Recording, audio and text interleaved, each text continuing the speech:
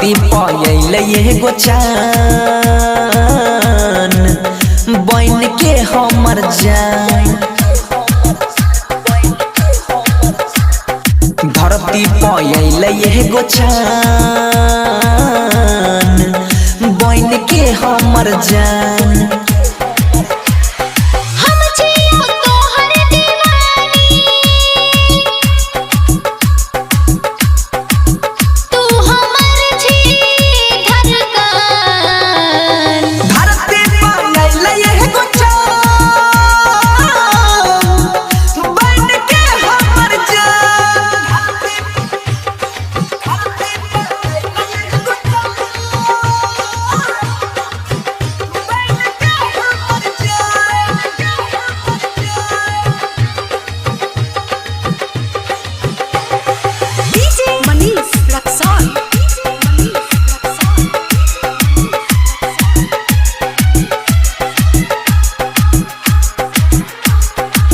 उठबा गुलाब जेना कोयल के बोली गे, जब तू हंसै छी त दिल में लागे गोली गे।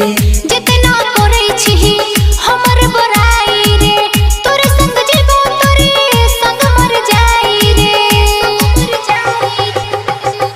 पागल बनाबै छी गे चाहे माने न मान।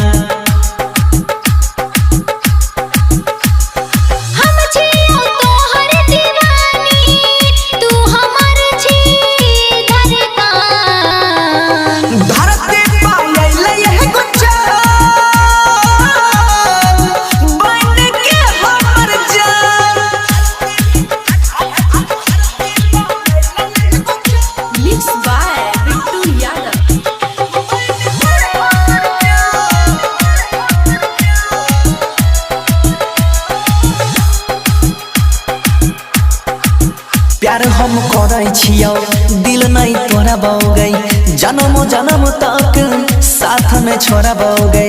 सजना मानै छियौ सजनी बनाई लेना, मंगिया भर के अपना घर में बसाई लेना।